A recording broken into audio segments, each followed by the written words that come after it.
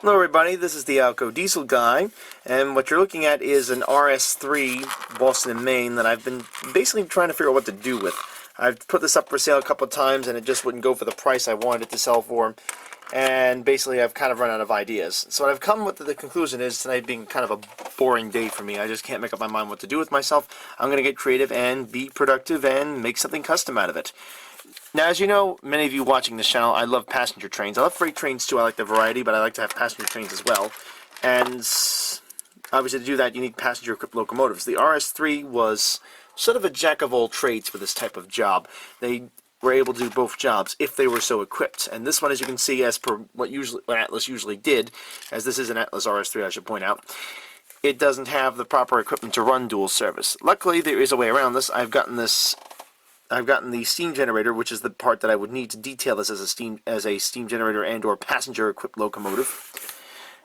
And what I'm going to do basically is do a little custom work and turn this into one of those engines, and then I'll go through installing a DCC decoder on this. I don't believe this is the DCC ready. I think this is the earlier run of this locomotive. Doesn't matter anyway because I'll be putting sound on it as per what I usually do. Anyway, to start with, I'm going to go and grab one of these die-cast metal details out of this little plastic bag and see how it goes in. Now, obviously, there are a couple of things I'm going to have to do here. To start with, if those of you who aren't familiar with the RS3,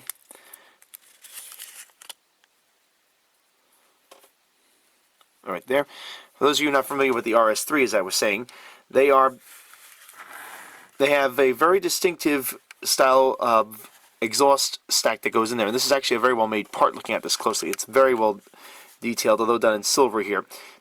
But I was saying, yes, this is they have a very unusual way of handling the steam generator, and actually a very uniquely custom way. It's what they would do is, on a standard engine, obviously the horn is like this, although a lot of the engines had the pod that would come up here and have a multi-directional horn as such. I'll zoom in a little bit more to give you a bit of image on that. Now, obviously this engine is set up to be the standard locomotive, and we don't want that, so basically that means that this has to get removed. And how it was usually handled on the RS3s to accommodate this little steam stack, which goes right here, was to have this thing offset to the side. So right now, before I figure that out, I'm just going to go ahead and pull this. Show you how that looks. I'm going to have to carefully remove this thing now. Can I get this out now without breaking it? Ooh, I think I actually pulled that off. How do you like that? I literally pulled it off. Huh, I made a pun. So that now gives me room now to mount this. And usually how it goes, just to show you how smooth these installs were, it usually goes straight up against the back right there. And oh, that actually looks beautiful. It's not attached or anything, but it looks great. Obviously, that's not the end of the project. I've got some work to do.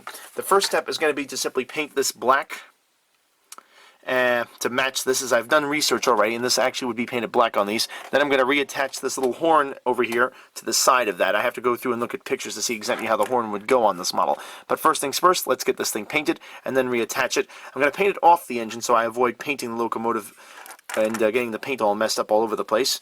Let me just get something plastic to put the paint in, and some paint, and I'll get right started on this. Well, after much wrestling, I was able to finally get the cap off my paint. I had to use a vise, basically, to force this thing off. But here it is right now, all set to work with. This is, again, a gloss black. I don't have any other kind of black, but to be honest, the engine is supposed to be gloss black. It's just that this is going to look a little bit more detailed than it should. But anywho, this will just have to work for it. Matte black would probably make it look too much in the opposite direction, so either way it wouldn't be perfect. Let me zoom in a little bit more just so you can see what I'm doing here. Beauty of my new camera setup is I can zoom in at will. Again, this is the older camera. I've currently switched cameras again due to what was available. Let's see here, get you aimed a little bit better in there. And what I'm going to do here is just take some black Testors paint. This is black paint from Testors. I'm just going to use a standard cheapo brush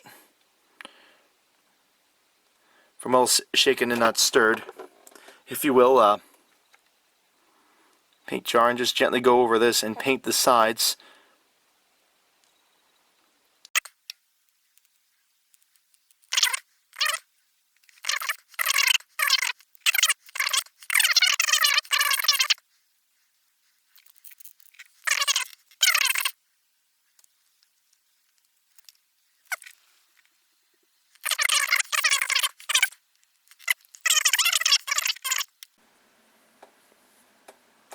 Okay, it's now the next night, roughly 24 hours since I did this, and as you can see, the part is now very clearly painted black.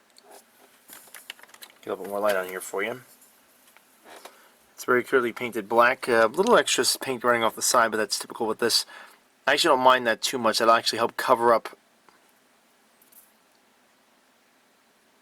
the overrun. I'm going to do is smoothen this off a little bit more, and then I'm going to get ready to mount it. I'm going to actually put it in place now on the engine, I've decided tonight. I'm going to be using this special Zap. This is the type of glue I utilize. This is called Zap Plastic, or Plastic Zap. It's designed to dry clear so you don't have any sort of that nasty white residue you usually get with running things like this. I'm going to see if I can find some emery cloth and just scrape the top part of this off this engine up front and get started getting this ready. Again, you note I've taken the horn off, and I actually did more research, and I found out that this horn is completely inaccurate, the double-setted horn.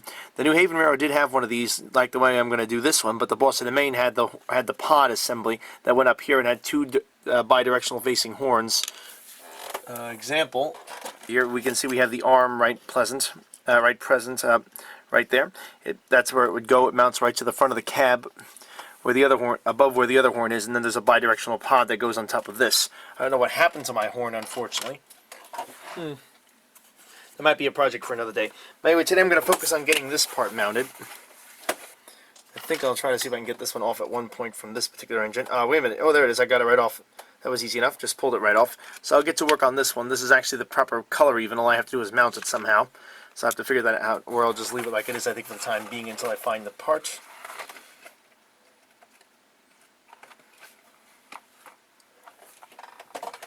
Anyway, let's just get going with this. Again, some plastic Zap. The trick of using glue, again, in any situation when you're working on models, is to use as little as absolutely possible. Less is more, as they say. So let's go ahead and get this open. What I think I'm going to do is try applying the glue to the actual part itself. I'm going to actually run this inside my little glue bottle here and try to get rid of as much of the glue as possible on the tip. I don't want this to actually run. I want as little as possible on the tip. Again, I'm going to start here. The base is actually longer, so that's how I know I'm in the right position. I'm going to treat the base with just a little of this. There's still a little paint on the bottom there, but it shouldn't be a problem. I've reduced it enough that I don't think it'll be an issue. Again, it goes right here, right up against the wall. I'm going to have to push this in. I don't like doing that, but it's going to have to happen.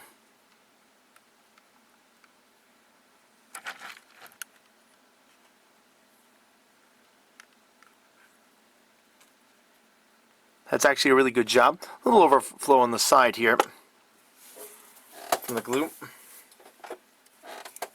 Tighten this up.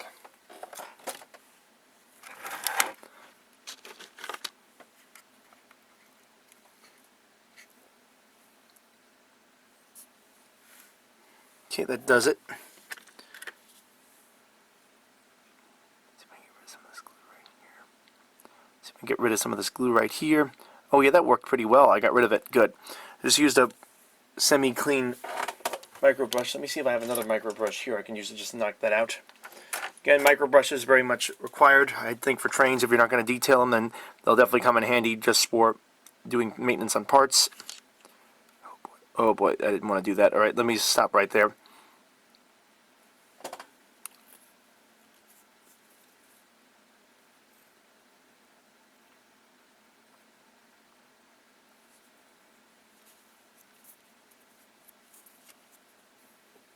There we go. And that will about do it. Just like that, I've installed my steam generator. Now, essentially all I'm going to do is just let that sit overnight and dry. Alrighty. Time to get on with this project. You'll note I haven't done anything with this horn, and I basically did attempt to sort of try to modify this and put the pod assembly in. Unfortunately, the only way I found that would work is if I were to cut a huge hole in the back here, right over here where the top of the hood is, to make the pod fit in, because again it's an assembly that goes out like this and it mounts the horn on top of it. I had it just in front. Oh, here it is. This is what it looks like here. It would plug into the front here and it would stick out like that, and the horn mounts right to the top of this little thing. It has a two-way pod that direct it. So anyway, to get that in would be too much work, and I'd have to also cut a hole into this shell, and to be honest, I really don't want to do that. So I'm just going to live with it here. I It's not realistic for the Boston and Maine, which had the pod, but the New Haven actually did their engines exactly like this. They put a one horn on the front, and they had the steam generator stack on the rear. So that's how I'm going to keep this, because I'd rather have this irrealistic than cut into the plastic of the unit and mess it up permanently. So the next step here is going to be to take the locomotive apart. I have to check this thing out and see exactly what I have to work with. As far as I know, this should be the early drive system on it, the non-DCC ready plug, from what I've seen on the documentation that came with this and from all the research I have.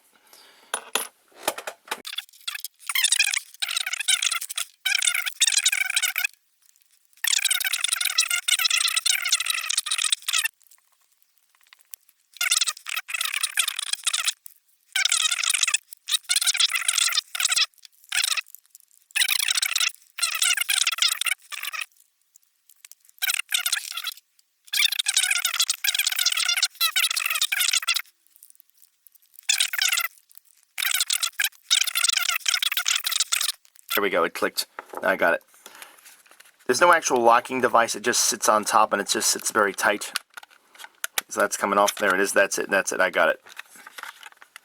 Hate using that tactic, but it looks like I pulled it off pretty well. No damage to anything.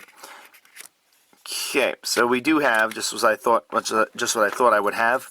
This has a standard board, the old school standard non-DCC ready board. As you can see here, 2 resistors on the top to control the voltage. I believe these are incandescent light bulbs on either end, as we can see here. One here, one there.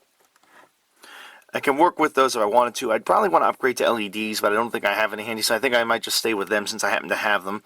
And now I have to decide what board I want to go with. A few ways I can go about this. I have some 21-pin lock sound decoders. And here's one option. This is an older Locksound 4.0. These have recently been outdated. I've had this for a while. It's just been sitting in storage. Just haven't used it.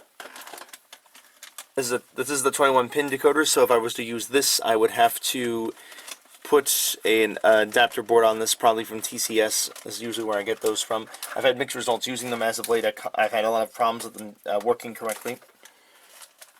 Then the other option would be ye old standard, and that would be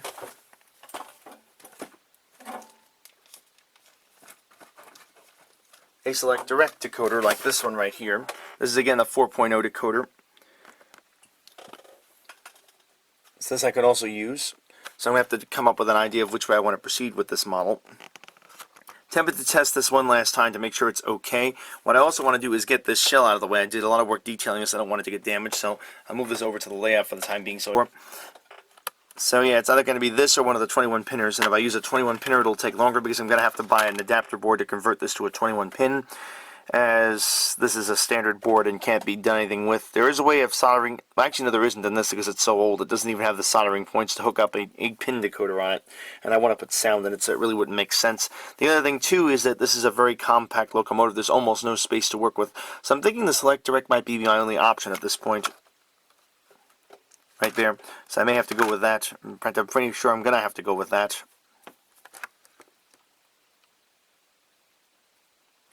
Yeah. So I think that's how I'm going to proceed with this. So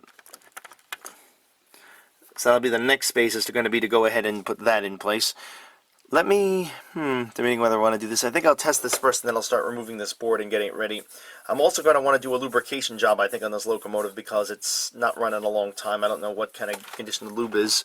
It's an older locomotive, and it hasn't seen service ever, so there's a good chance that the lubricants have dried out. So I'm going to go ahead and get something to put my parts into, and I'll start disassembling this thing to get it ready to be worked on further. Okay, now armed with a box, I'm going to go ahead and remove all these pieces. I'm going to take all the coupler assemblies and just get them into this box so they don't get lost. I'm not going to reuse those couplers, I don't think, but I still just want to keep it all together so I know where I have everything.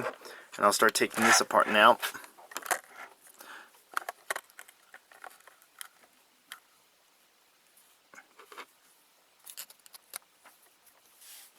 Try to keep my hand out of the shot. Oh, shoot. Try to keep my hand out of the shot for you guys.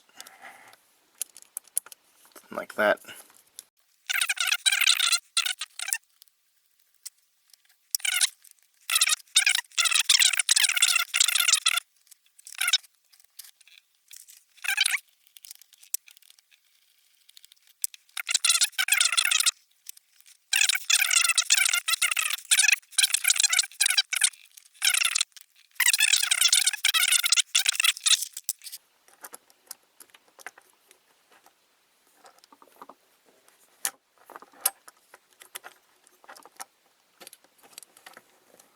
It doesn't, and the grease looks a little nasty, so I'm glad I'm doing this.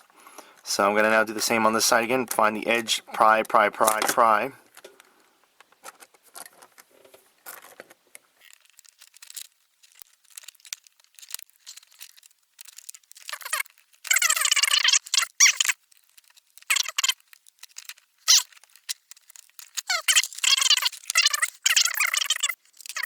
Okay, I've got my little dish thing here.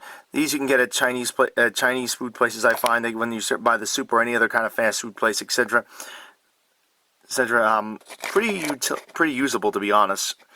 I'm going to actually leave the washer in here because I find it's a pain to keep track of these things. Actually, let me actually take this thruster washer and put it someplace else. This is the little thruster washer on the gear. You don't want to lose this. Protects the worm gear. You want to take that off. The back one you don't have to worry about because that's mounted permanently in position. Going to do the same with the other one. Again, you can get these at a lot of times when you order takeout. They'll give the soup in it.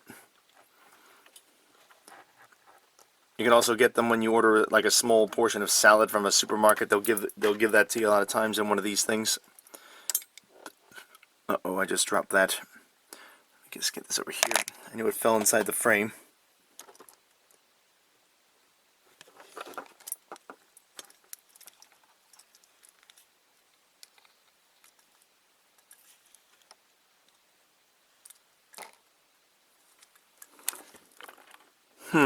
That's not good.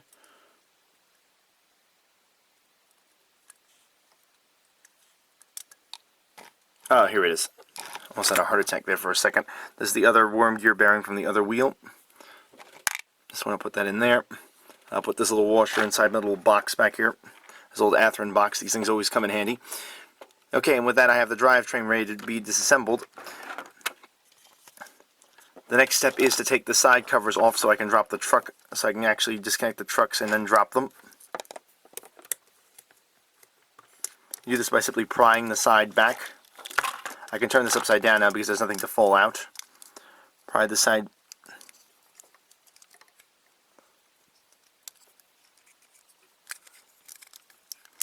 Actually, pardon me, I have to actually take the base off on these. I always get this backwards.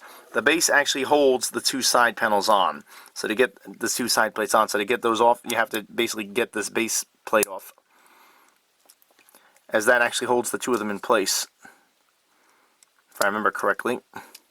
It's been a little while since I've disassembled an Atlas engine, because they generally, if I'm honest, don't break very much. I was basically buying these old models and equipping them properly. This actually looks fine. There's usually no grease on these things, so I'm just going to put that right in there. Again, the way these things pick up power, I should mention, is that the bearing goes through this contact line, and that literally transfers your power to the truck, which means you can literally swap a truck out without having to actually solder anything, because the actual contact point is removable. Hopefully this will mean the rest of it will go just as easy. Now, because I have the base plate, again, you'll see how these locks work. As you see these two shafts, I'll zoom in a little bit for you. These two little points go inside here, and the base plate that I just took off has two locking points that hold the actual sides in place. These two side frames. So you always have to remove this in short to get them out because of how they lock themselves in. At least so I've been told.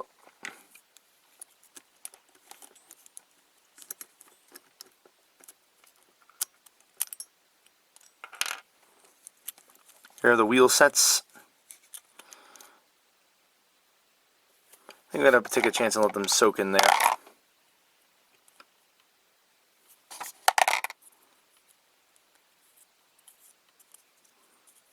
Now, normally I would disassemble this thing and go through it all. I'm debating whether I should do that here.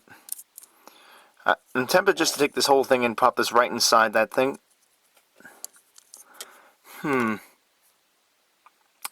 You know what, I should do it right. Let's not take any shortcuts. I could probably get away with just doing that because I'm going to put everything in anyway, but I want to get all these gears exposed correctly, so let's do that right.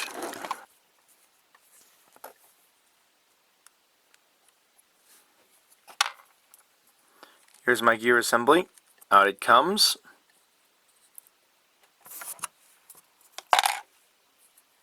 Oh yeah, look at that. There's a huge wad of grease on the top. That's usually how they did this, and that's pretty much how you should.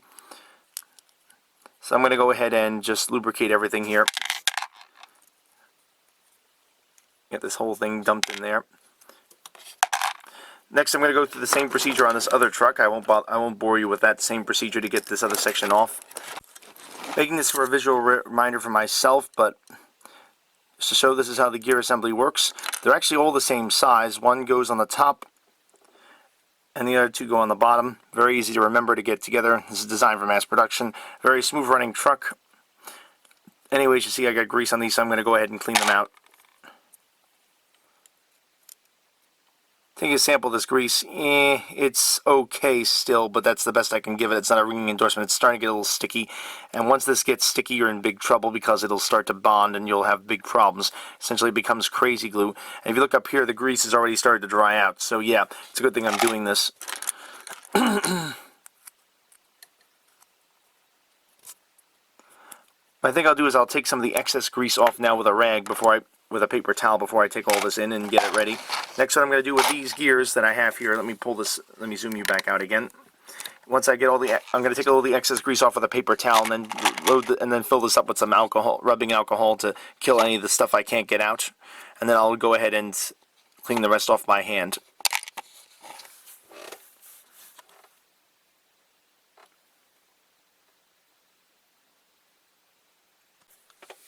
Okay, these have been soaking for about 24 hours. Now it's time for in fact, a little bit more than 24 hours. Now it's time for the not so fun part of scrubbing them clean.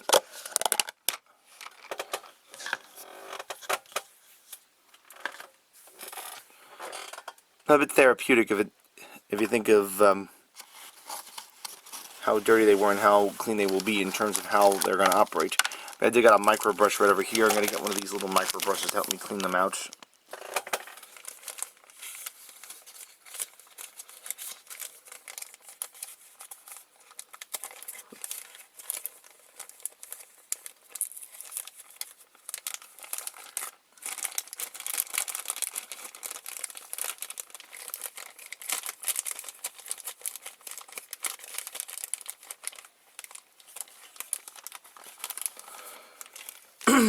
Okay, so armed with my yellow micro brush, I'm going to take each one of these pieces and just go over it gently.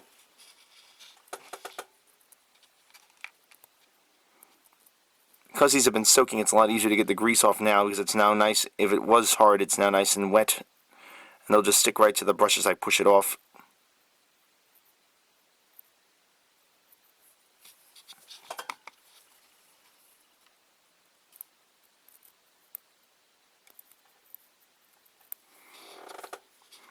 Kind of a tedious job here.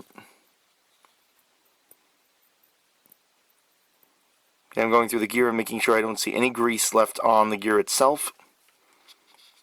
And then I have another one of these little plastic bowl things. I'm going to put water in it and let them soak in there until they dry.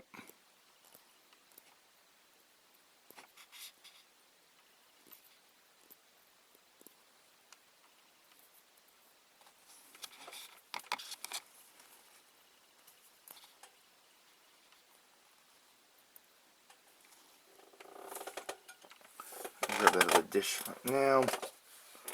Put it right next to here.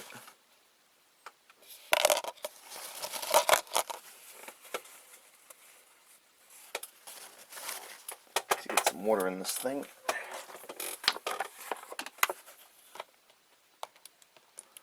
So right over here next to this, if you note in the background right there, that's where I'm going to put my finished product parts, if you will, that are just going to soak there in regular fresh water to get the alcohol off of them. If there's anything loose on them now, they'll come out.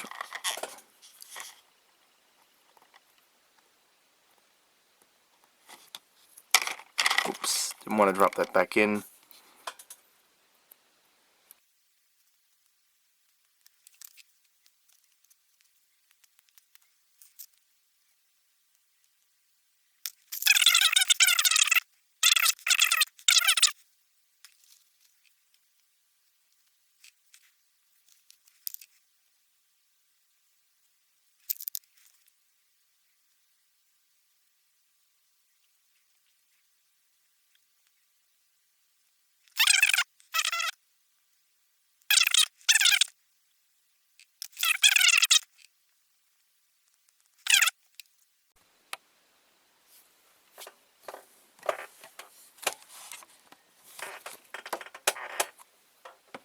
Alrighty, we are live.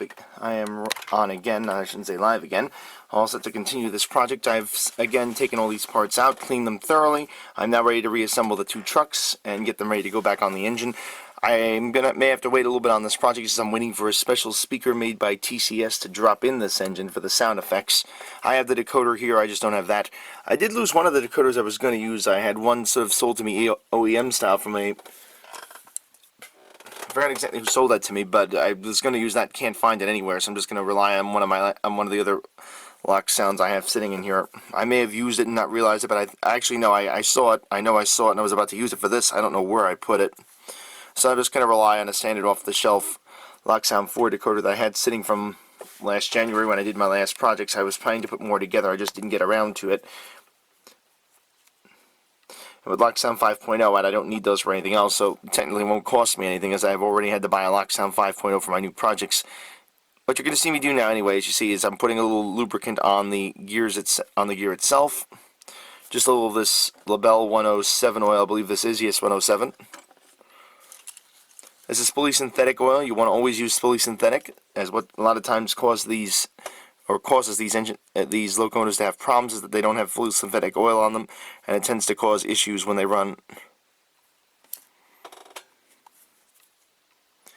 I've heard a lot of different things about using oil on gears and grease on gears. In this case, I think I'm going to try what everyone's been recommending, is to use the oil, although I don't see how that's going to work.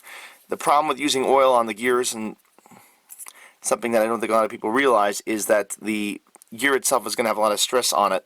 It will burn off basically lubricants very easily, and oil itself doesn't really have anything to link onto. It really doesn't stay on things too well. It tends to get brushed off much easier, and these gears tend to have a lot of abuse put on them, as they are doing quite a stressful job, and that is transferring the power from a motor onto the wheels of a truck. Let's go like that.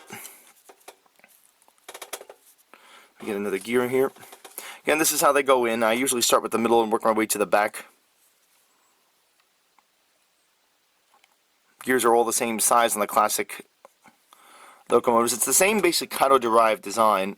There are a lot of other advantages. I'll show you one of them once we're done with this part. Actually, the next part, I think I'll get into it.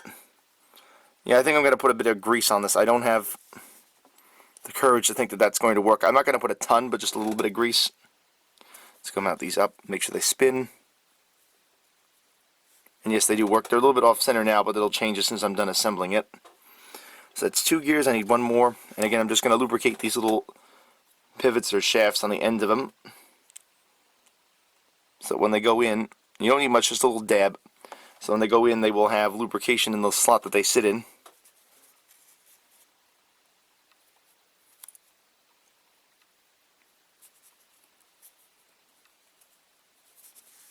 There we are. And that's the gears on one side done. Next, I take the other truck assembly, which is right over here. Make sure it's the right side, or correct side, pardon me. So that can get a little disorienting. Right, left, left, right. Before I put this in, part of me really wants to put a dab of grease on this, and it's almost my security blanket with these things. I thought I had that right here. I do. So I'm just going to put a teeny tiny little dot right between the last 2 gears.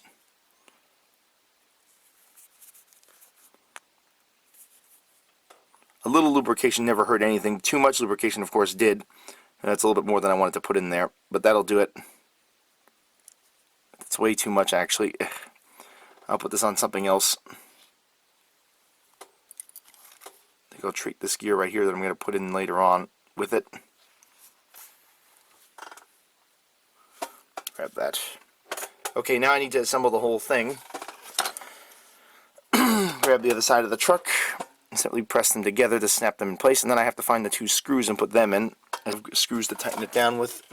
You'll find them. I think I put them in this box back here. I better have. Again, I've been working on this over a number of days, so it's hard for me to keep track of what I did. Here we go. I just need 2 of these. I need my Phillips head.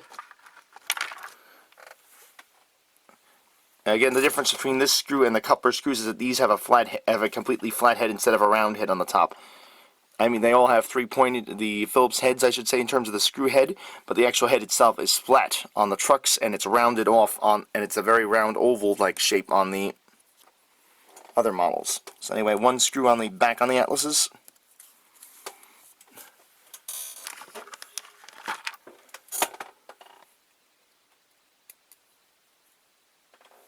And one screw on the front.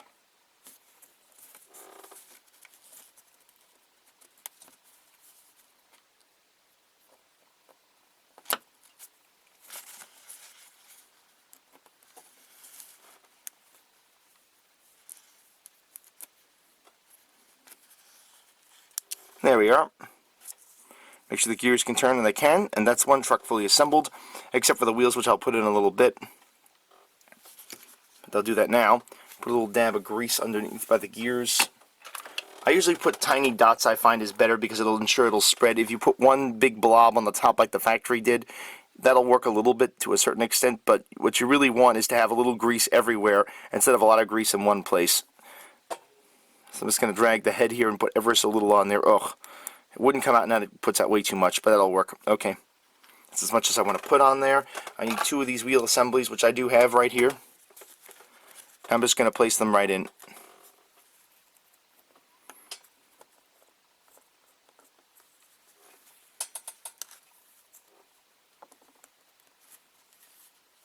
Need the bottom plate, which is this contraption right here. Line the plate up. There's no wrong way to put this in as far as I know. Yep, should go right in.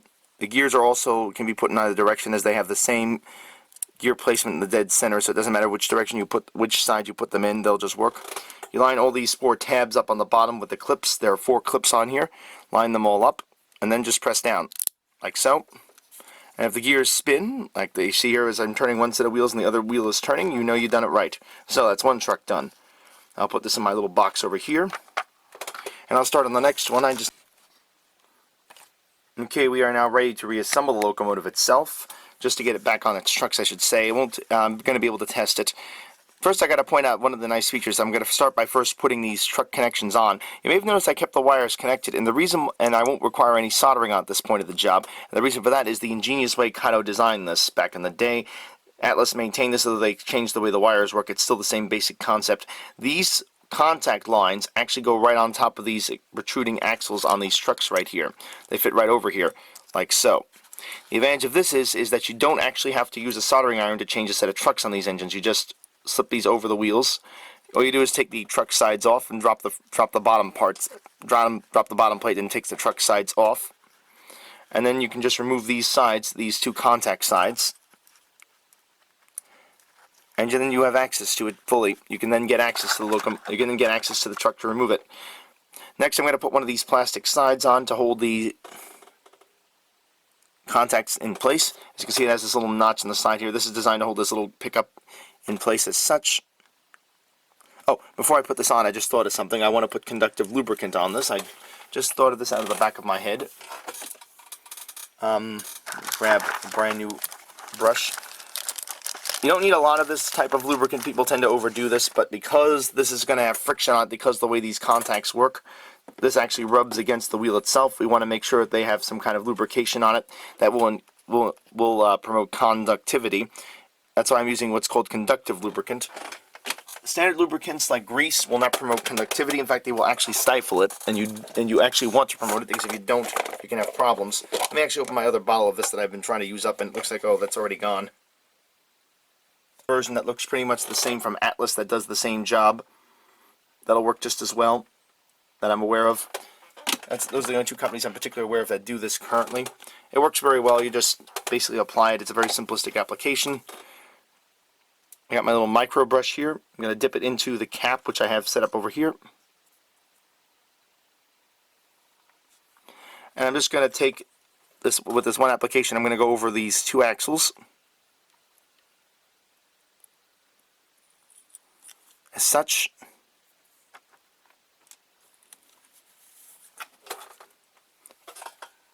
Next, I'm going to take one of the pickup sides and actually drop it down, if I can avoid pulling it too tight here. Don't want to strain the wire too much. I'm just going to place it over the 2, as we see here. Let me actually angle you guys down a little bit better. Boy, this tripod is stiff. Going to now drop this again over the two axles that protrude through here. This is how it gets the power of those two axles from the ends of the wheels that are extended length. They're going to now go through here. As they should. There we go. One's through.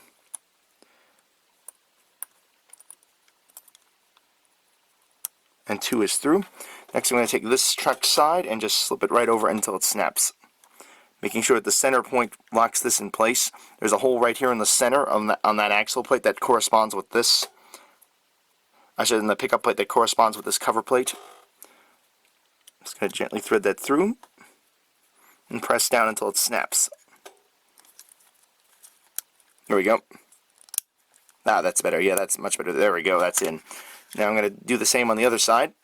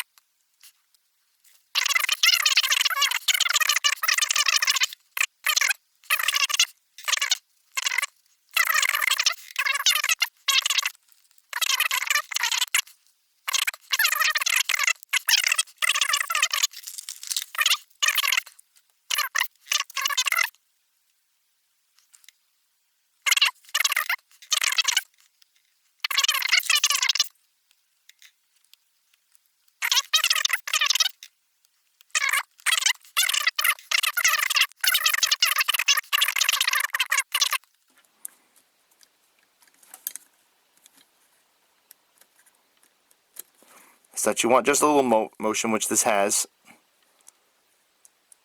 And with that, we're done with the wheels. So now if I put this up like so, it's all finished in that regard. Now I just need to install my shafts.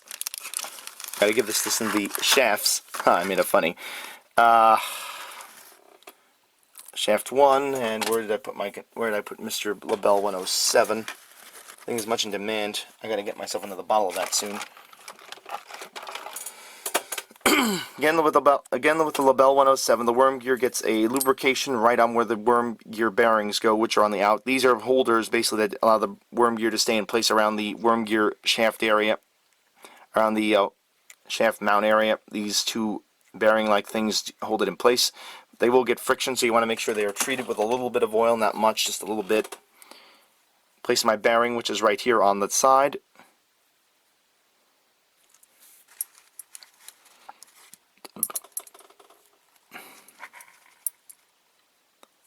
Next, I'm going to rotate the shaft until I can get this to fit in there. As you see, I've got to just feed it in there, and there it is. You'll know you got it because the wheel will then rotate with the motor itself.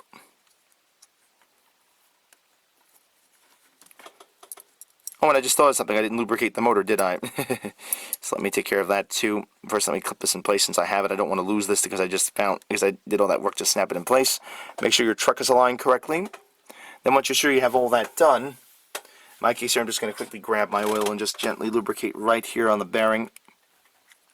It's kind of hard to show, but if you just get the oil in there, it'll get in that little crevice, and then as the motor rotates back and forth, it'll push it into the motor itself.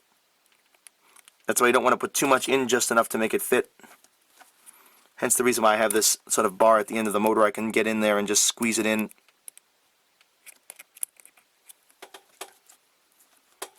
That little metal needle-like thing in there. There we go, it's in place.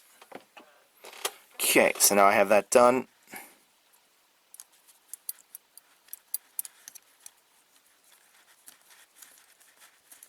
Next I take my Hobby Lube again, which I'm also running out of, it appears. I've done quite a few projects with this. Now I'm going to put some grease in here. Important note is to make sure this goes inside the crevice of the gear itself.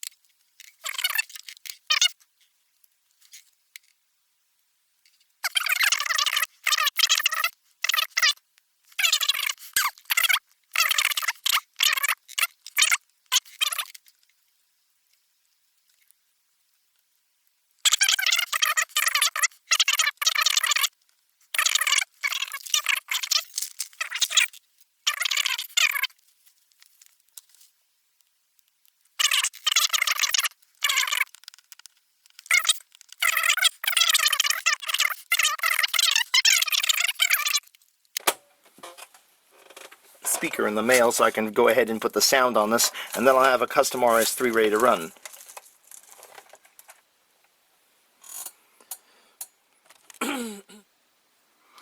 And now on to our next step with this project. This is what I was waiting for. This is a TCS speaker specifically designed to fit into an Atlas chassis. So what I'm going to do here is get this set up to install.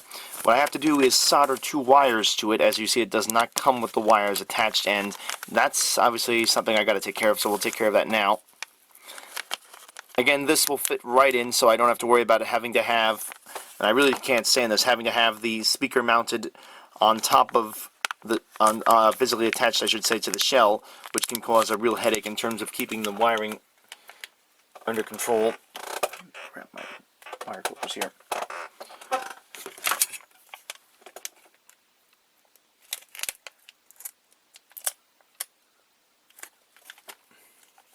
Because again, you don't want to spend your time constantly having to rethread those wires if you can avoid it, in my opinion. I've had enough of those incidences with that system not working quite the way it should. The first step is going to be, again, to link 2 wires up to this, as I mentioned, to the speaker itself, and then to reinstall it all in here. As you can see, this is the shape it comes in. This is actually specifically designed, if we look, to fit right in over here. Move these wires out of the way. And there it is. That's actually, no, it sits this way, pardon me. As you can see, it fits right in, and it accommodates the gearbox. It accommodates the worm gearbox. Nice little invention by TCS. Not the best thing built, I should say, but still does the job.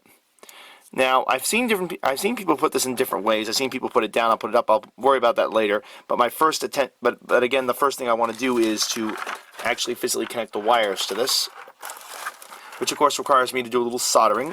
So I'm going to put this right down here. Move my exhaust fan thingy over here so I can actually work inside my fume extractor. Go ahead and get my soldering iron on. Haven't used this one in a while. Found it! Okay, let's go ahead and set this thing up. Not this wire gets so badly twisted. Okay, let me do one thing here and untwist this wire. I'm tangled with 2 of my other irons. I have a cheaper iron that I keep up here. There we go. Did not want to have to yank that one off while I was working.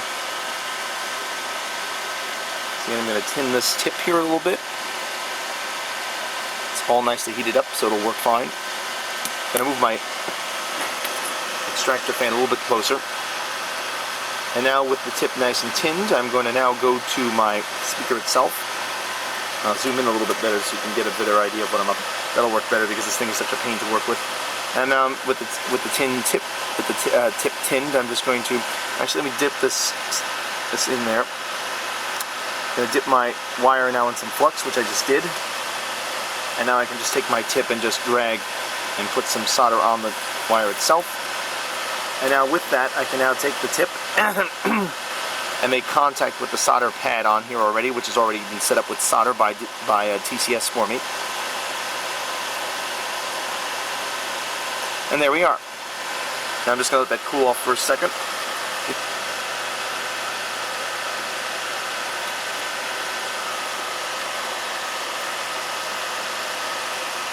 Have to clean this iron when I'm done here. And I'm going to apply the next dab right over here. Put this back into range so you guys can see me better. So now I'm just going to drag this across, get some solder on there so it'll bond very easily. And then I take this area here, heat it up. The solder, let it set. And there we go. It's all connected.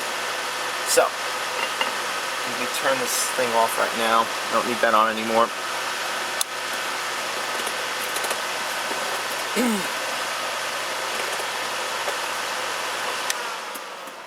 That came out very well, if I do say so myself. With all the now, I'm just going to let those wires cool a bit, and I'll get on to dealing with anything else on this. My flux brush off there. I got to clean that up. I also need to clean my soldering iron up before I do all the soldering on this. The next phase I have to do is figure out how I'm going to mount this. I think the instructions call for me putting this as it is upside down into this. Others say put it right side up.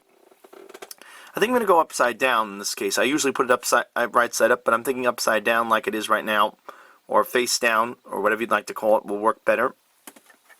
Can have the wire spacing the back. And we're going to Yeah, okay, no, I don't want to do this. Right over here is where my wires are going to come in for the... I'll back this out now for you. The power wires are actually going to get threaded through these two sides here, and the screws will go through these two areas right here. Set all this up as such.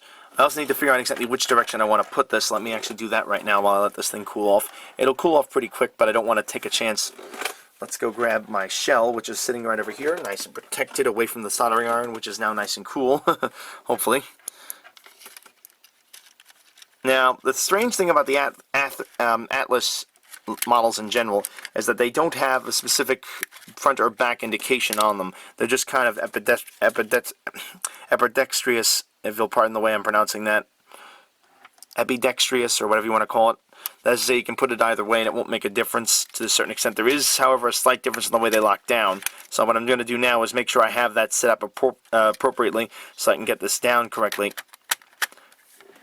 See there, that goes all the way down. I'm going to check to make sure I have no gap on the base.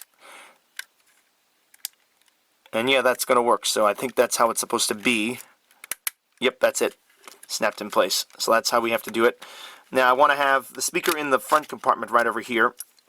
Because again, I'm going to have the front, this area here will not have its headlight when I'm done with it. I'm going to mount this facing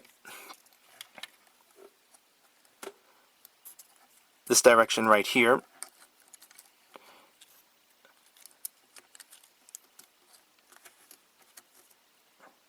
As you can see there, it clears this perfectly. Lets this thing move back and forth. It's a really nice little piece of equipment by TCS. That's why I like using this, because you don't have to mess around with a custom speaker. I could do that if I wanted to, but why do that if you can do it easier? So that's how it's going to be. What I want to do now is just quickly test this thing. Let me grab my analog power pack, which is actually sitting right over here. What I think I'll do is I'll reinstall the front weight just to remind myself how I want to do this when I'm ready to work on this.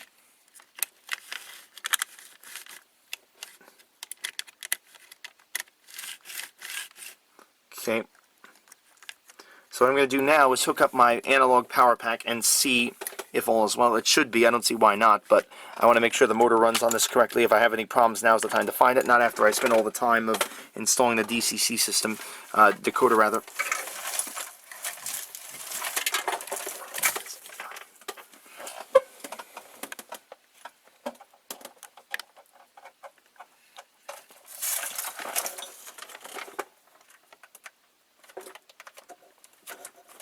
Go, got power.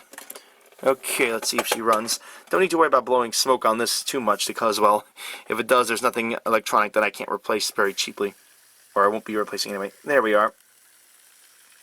Nice and smooth. Let's reverse it.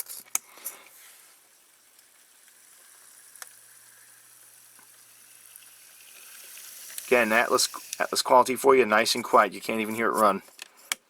This isn't as quiet as the later models, the Trainman, well, around the time the Trainman got introduced. Just want to make sure the motor makes a few rotations with the gears.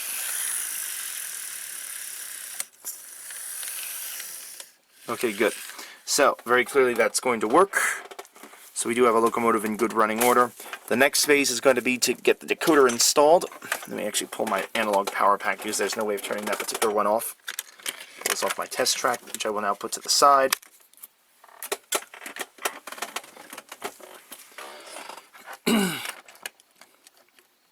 Okay, now we have to talk about getting this thing ready for DCC install. The reason why you'll note again that I was able to get this to work before, again, is the way these wires hook up. I didn't have to actually unsolder anything, just put those contacts on the sides of the wheels. And again, I left all these wires connected, so it was just a simple matter of doing that, and I was able to actually test the engine without having to go through the mess of having to reconnect wires and resolder things. That's the only reason why I was able to test it at this point.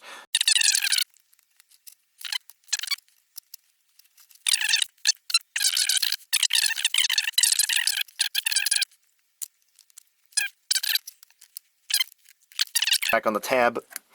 I'm not going to be too careful with this, to be honest, because I have no need for this dummy style board. This is only analog capable, it's not DCC capable at all. And again, push the tab back and then pull up. Same story here. And there we are, the board is now free. It has left the engine. Yeah. Okay, we're done with that.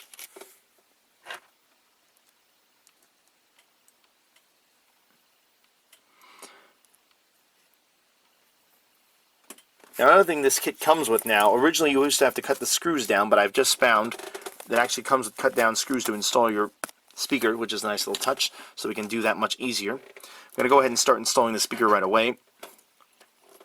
Got my 2 analog wires, they go in according to what I've seen on the instructions through these gaps on the side here.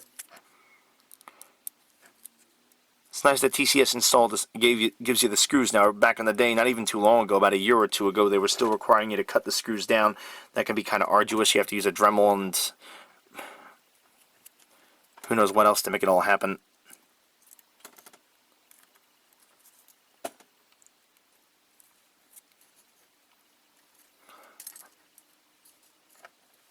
I believe that's how they want it to go.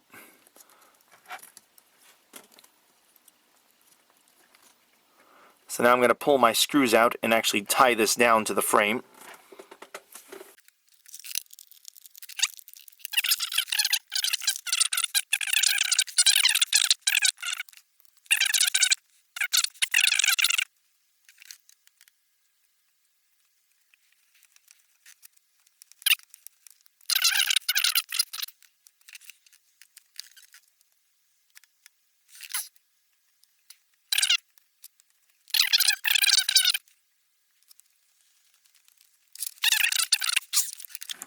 Sorry, I went out of camera range there for a second, but I got it in. So now these 2 screws have been screwed down, and I now have them in place. Zoom out again.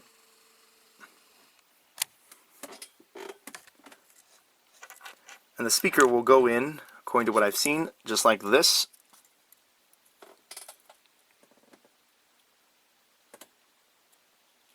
Wow. Just want to do a little trimming here. I just found something. I just caught something. Don't like what I'm seeing. Let me go fix this. Pair of wire snips. A little bit of a rogue wires hanging out right, making contact with the speaker diaphragm itself. Probably won't be a problem, but knowing my luck it will be, so I'm not going to take a chance. Okay, so that's all done. Now we can take this speaker and install it as such. This clips on right to the edges here. As you can see, the weather wires thread underneath this, under these 2 gaps in the sides. You have a note right there. The speaker has these 2 little cutouts on the side for your wires to run through, so you got to run them through first. Again, take your time with the wiring. It can, because it will create a lot of hell on earth for you. It will create hell on earth for you if you don't, in terms of keeping the engine running correctly after you've installed the DCC. If you ever have to take this thing apart, you will be sorry, and you will hate yourself for ever not doing it correctly to begin with. Press this in firmly, and we've got it. Is that going to fit? Yes, it will. Okay.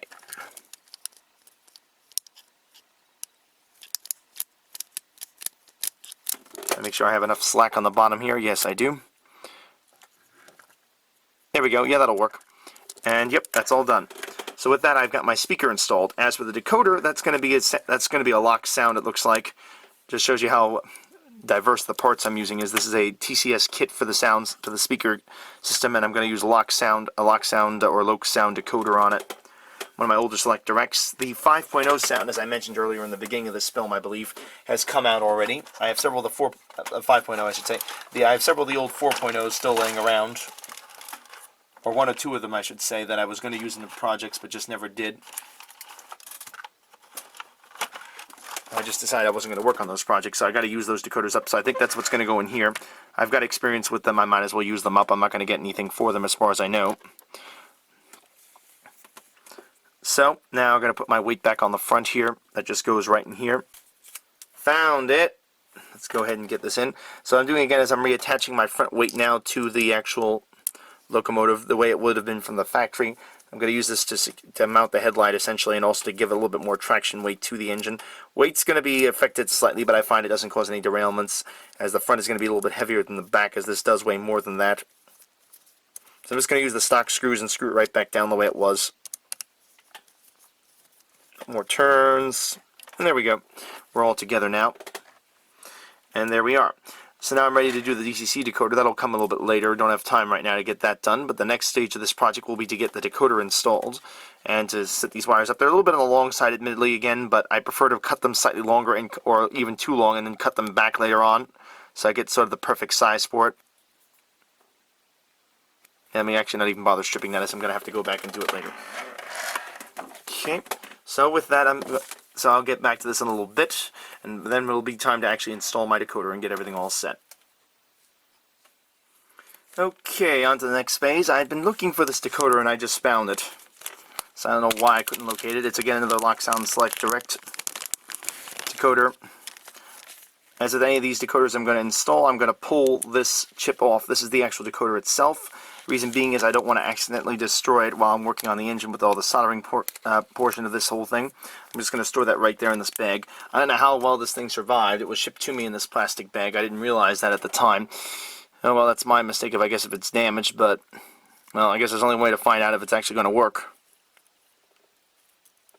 I do have two other decoders, and this is just a dummy plug, so if this doesn't work, I can always just swap that in and see about what I can do to get a replacement. The only thing that bothers me is that this is in Lock Sound 4.0, and again, 5.0 is taken over. Oh, well, I'll just have to worry about it later. Let's go ahead now and hook all this up. I'm going to run my wires underneath there. I'm going to clip this in place first so I have something stable to work with when I solder everything up.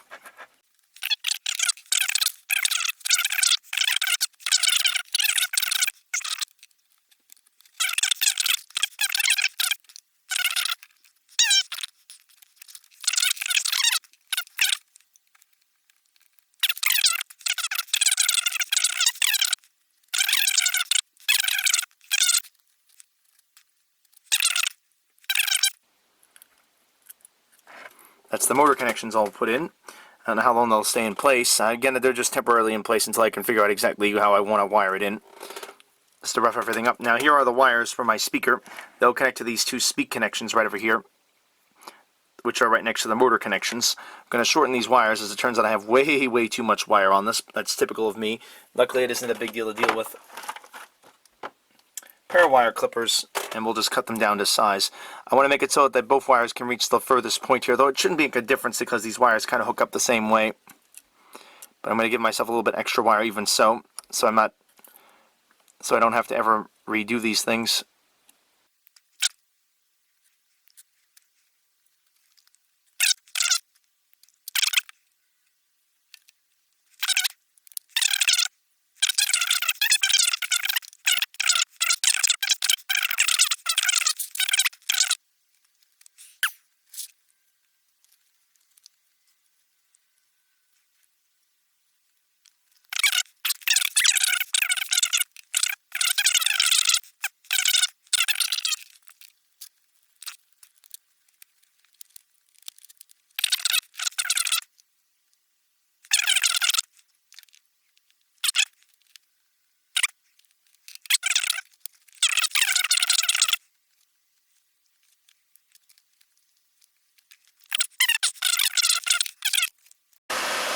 Okay, all set now to start soldering. Gonna take the speaker, I'll start myself easy on this. I was gonna do the speaker wires, so I think I'll do the pads up here first.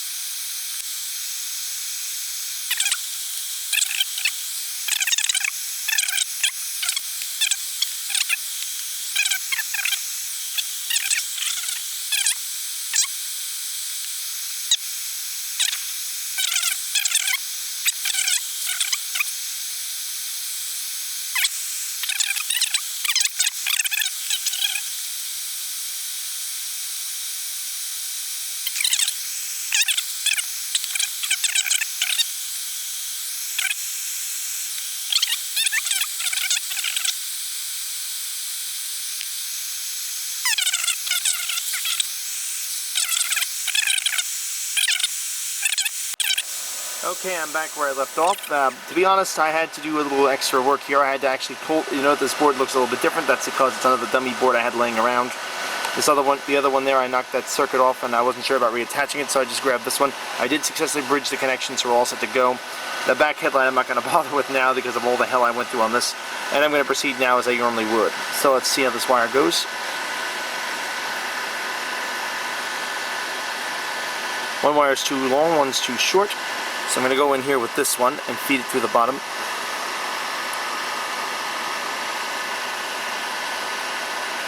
I'm going to tin this wire because it has not been tinned before.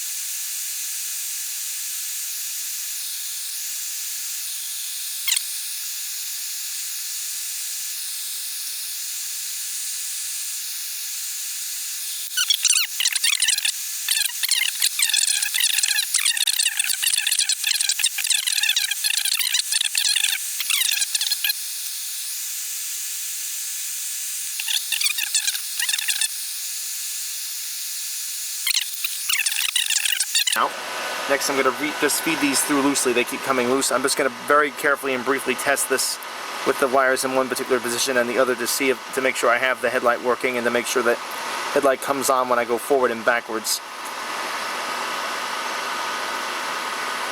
I don't know how many times I reversed the wiring over, and I just want to make sure it functions.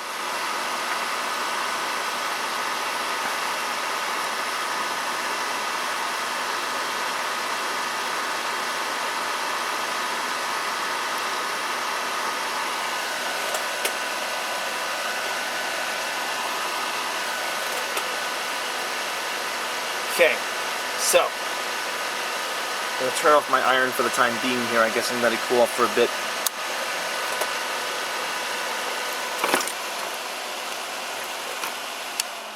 Turn off my exhaust fan. That new exhaust fan I got there, I might add, is a new one. It really works great. Now I'm ready to give this thing a test. A little nerve-wracking here because this could be the beginning of the end or the end of the beginning.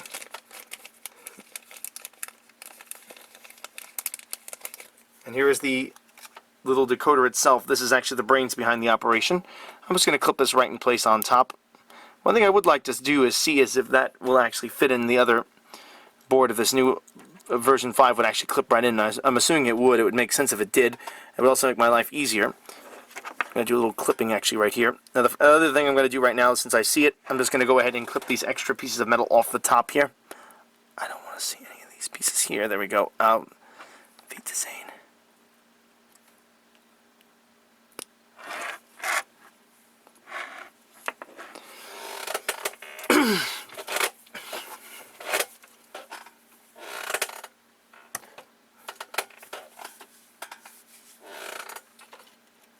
Okay.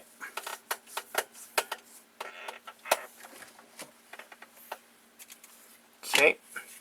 And I got my test track out again. Gotta now hook it up to my DCC system because obviously I'm testing for DCC. Let's zoom you out a bit. It might help if I can actually put this in range. DCC start with a default address of 3. Let's hit 8 and see if she'll start. Nothing. There it goes, now it started. It's got a default sound to it. That's just a play spiller to confirm that your system is working. Okay, the headlight is on. I hope that is good. It is in control. Woohoo! So my headlight does work. I don't know how well that's coming up in there. Oh yeah, you can see it. So now if I go forward, oh good, that's set up right. It looks like I wired it incorrectly. Track is dirty, so contact problems shouldn't concern me too much, but they do.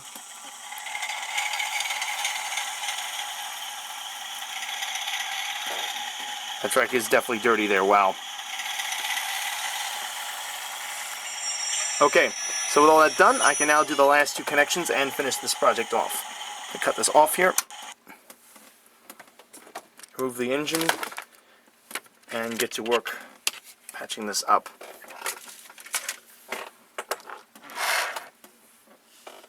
So on goes my soldering iron again.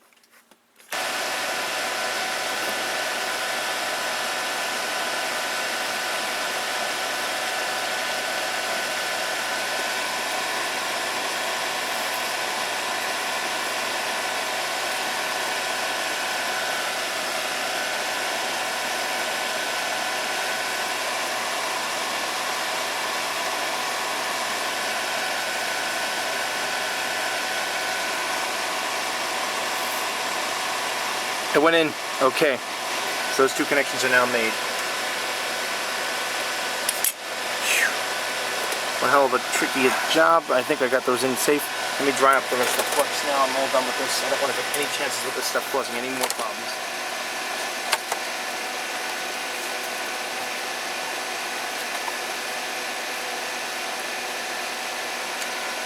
Tape power's on.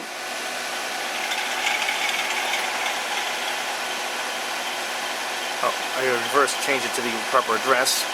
Keeps defaulting to 1400, I don't know why. Probably the last engine I ran on this thing. Here we go.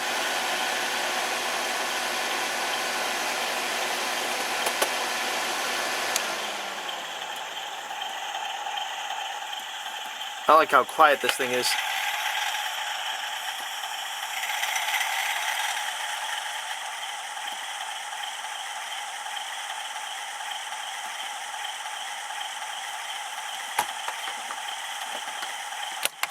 Okay.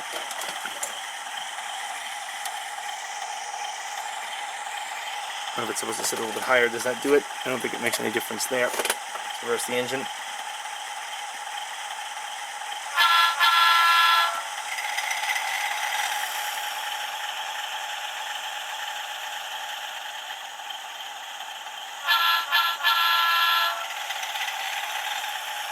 And the headlight is still working perfectly. I don't like that there.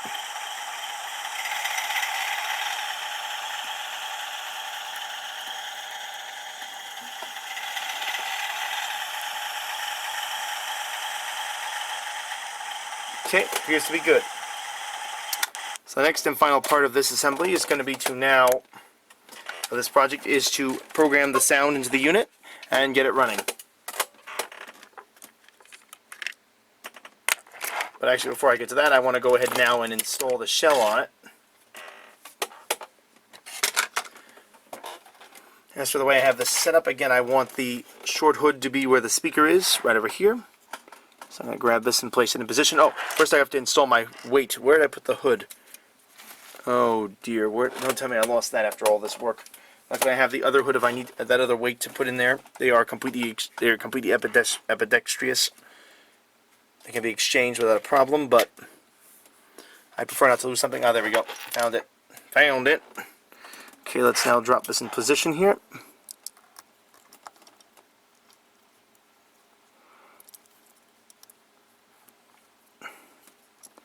It's going to go into those two holes right there. There are two screw holes in the base there that have to line up with this, as you see right underneath that. Line those up. Line this up. On these two wires along the sides, and push this wire right over the top where it originally was supposed to go, and did go when it was brand new. Cross these wires on top of each other. Again, they are installed, so I don't have to worry about crossing wires, but you do that just to save the space. And next I grab my rather inexpensive screwdriver, which I just saw a second ago, and I keep forgetting where I put. What the? Oh, here it is, right here. It was right in front of me. As is typical, right under my thumb. Screw both of these darn screws down, and we are good to go. A couple turns at a time on one screw.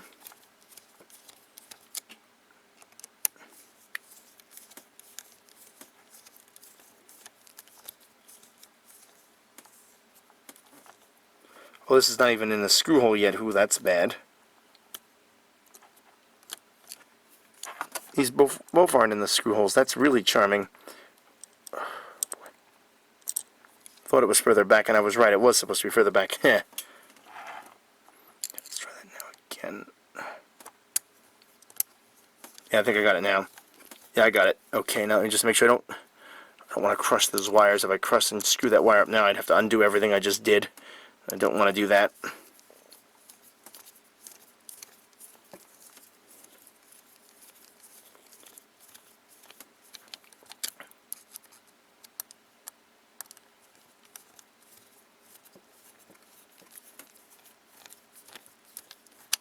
we go. Screwdriver's in position. Oops, sorry, I almost knocked you guys over. Now we can just take that and knock her right in place.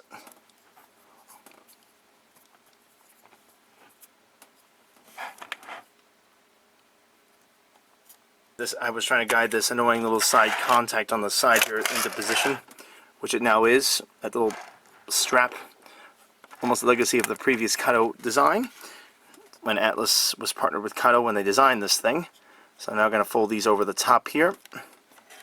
And I'm now going to take this and have it face as such. I wanted the long hood forward to actually get the power to get the headlight, so we're going to put that there.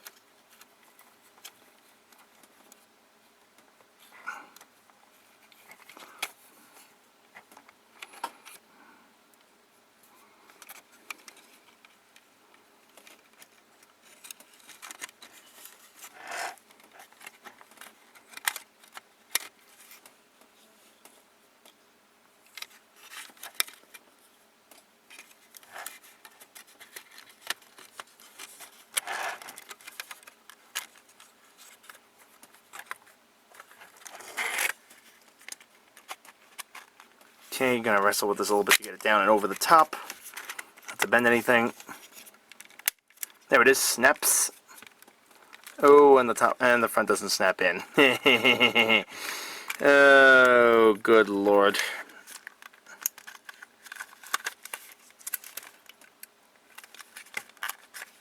Yep.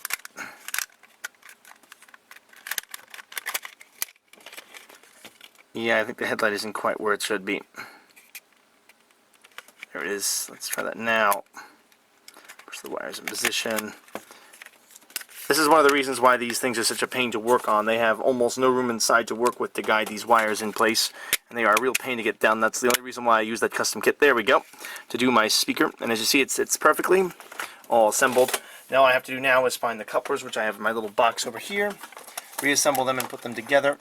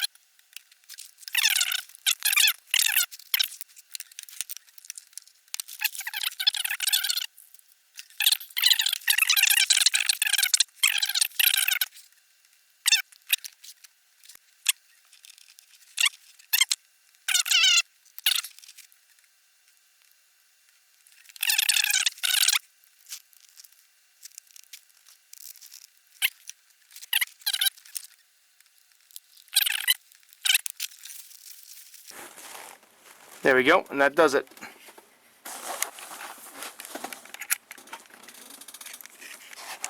And there she is, custom made 1554 with DCC and lock sound installed. All I have to do now is when I get around to it is to install the sound running my programmer. So that'll do it for this project, folks. I'll hopefully get some footage in here of this engine running as soon as I finish programming and testing it. Have a good evening and take care. All aboard!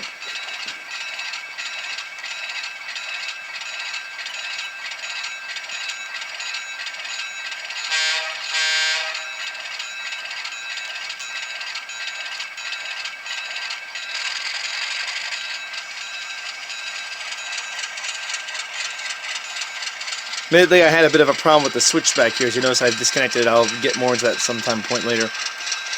Ooh, what the heck happened here? There we go. Minor technical problem, and we are good to back out.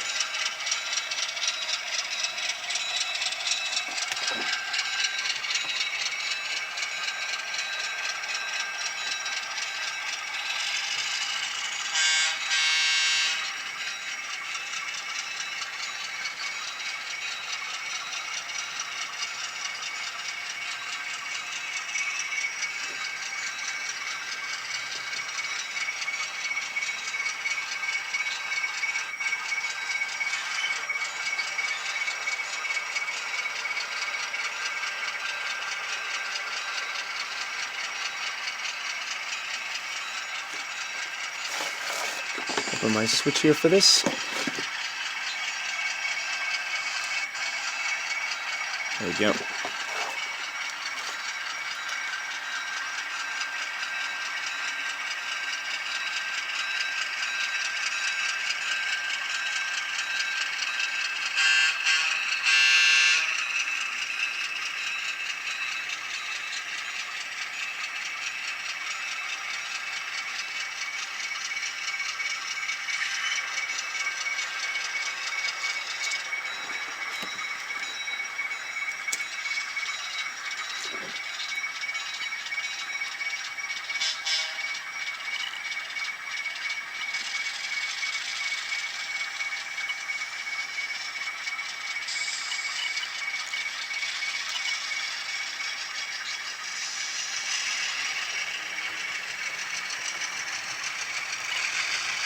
This is